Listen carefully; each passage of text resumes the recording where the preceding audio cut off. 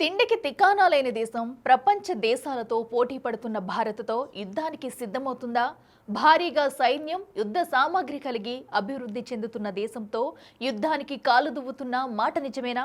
అప్పటి ప్రధాని జుల్ఫికర్ అలీ భుట్టో చెప్పినట్లుగానే పాక్ తయారైందా? ఆకలితో కడుపు మార్చుకునైనా అణు ఆయుధాలు తయారు చేసి తీరుతామన్నారు నాటి ప్రధాని. అప్పట్లో ఆయన చెప్పినట్లుగానే పాకిస్తాన్ పరిస్థితి తయారైందనే వాదన నేడు బలంగా వినిపిస్తుంది. నాడు చేసిన తప్పిదాల వల్ల ఆర్థికంగా కృంగిపోయింది దాయాది దేశం. చైనాతో ఏర్పడ్డ మైత్రి ద్వారా కొంత గొప్ప దేశాన్ని నెట్టుకొస్తుంది. అయినప్పటికీ కొన్ని కవ్వింపు చర్యలతో తీవ్ర నష్టాన్ని మూటకట్టుకుంటుందంటున్నారు పరిశీలకులు. ఒకసారి 50 ఏళ్ల వెనక్కి వెళితే దక్షిణాసియాలోనే ధనిక దేశంగా ఉండేది పాకిస్తాన్. స్వాతంత్రం వచ్చాక మంచి ఆర్థిక ప్రగతిని సాధించింది. 1960 నుంచి 1970 మధ్య కాలంలో వ్యవసాయం, పారిశ్రామిక రంగం, విదేశీ వ్యవహారాల్లో గొప్ప పురోగతి సాధించింది. అలాంటి దేశం నేడు దక్షిణాసియాలోనే పేద దేశంగా మిగిలిపోయింది.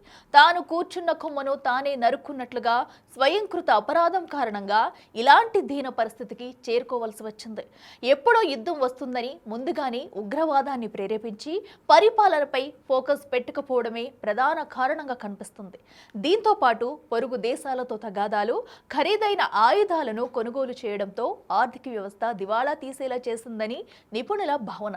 అలాగే కరోనా కారణంగా ప్రపంచ దేశాలని పడిలేచినప్పటికీ పాకిస్తాన్ ఇంకా ఆర్థిక ఇబ్బందుల్లో కొట్టుమిట్టాడుతుంది. దీనికి తోడు రాజకీయ సంక్షోభం కూడా తీవ్ర నష్టాన్ని మిగిల్చింది. బలోచిస్తాన్ వేర్పాటువాదం, మాజీ ప్రధాని ఇమ్రాన్ ఖాన్ జైలుకెళ్లడంతో పాక్ పరిస్థితి అస్తవ్యస్తమైంది.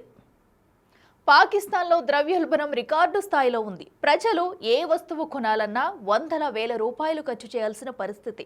టీ పొడిని దిగుమతి చేసుకోవాలన్నా అప్పు చేయాల్సిన దుస్థితి నెలకొంది.